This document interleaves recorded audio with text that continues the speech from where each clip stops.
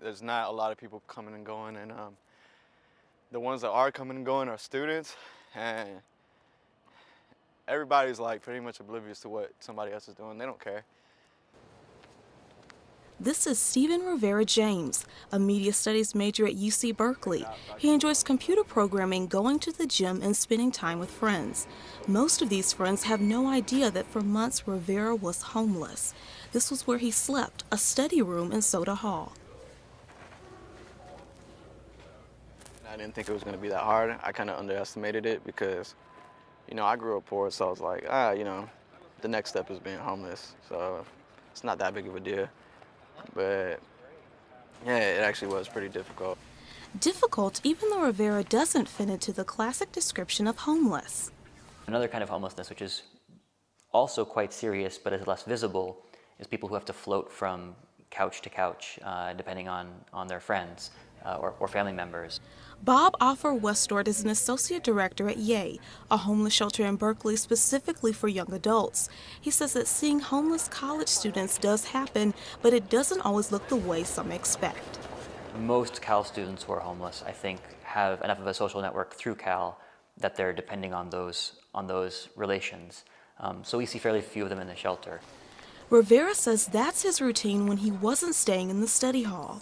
I tried not to stay at friends' places for too long because I didn't want to overstay my welcome. Because they're doing me the favor, so I don't want to take advantage. So I had a friend, she was holding all of my stuff, and in my book bag, I would store at least like 3 or 4 days of clothing, and then whenever I would run out, I would just go back. As far as showering went, I would just go to different people's houses, like whenever I could. It's not something you hear very often, and there's a reason for that. I think there's a lot of shame associated with homelessness. There shouldn't be. I mean, people are homeless because they can't afford rent. Rents in Berkeley are pretty insanely high. Tuition is very, very high. It shouldn't be a shameful issue, but it is one in our society. Rivera had the grades, work ethic, and financial need to qualify for scholarships, and he took out loans to cover the gap. But in the summer of 2012, he couldn't cover his rent. When I went to financial aid, I had asked for some help, but they didn't really offer me any. Why couldn't Rivera get help? Financial aid officials here at Berkeley didn't want to go on camera, but they did tell me that he could have applied for private loans. But with Rivera's credit, chances were slim that he would qualify. He could also have applied for unsubsidized federal loans, but he didn't want to burden his parents with more debt. Growing up, I was kind of poor, and I just didn't want to stress my mama out any more than she already was with the loans we've already taken out and with the bills she already has. His last resort was to look outside the university for scholarships. I could have probably applied for scholarships or like some sort of loan, but at the time it was really last minute. I didn't really know of any scholarships available. It's tough for out-of-state students like Rivera, who's originally from Florida. Tuition fees add more than $22,000 to a student's budget. For those on the brink, there's not much help available.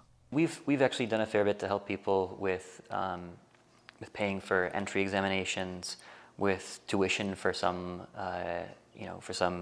certificate classes, and for accessing textbooks. Other things that I know of are pretty scarce. The resources are very scarce. Right now, Rivera's a squatter in an empty dorm room in an undisclosed location on campus, getting ready for graduation. But the experience of living as a homeless student taught him a lot.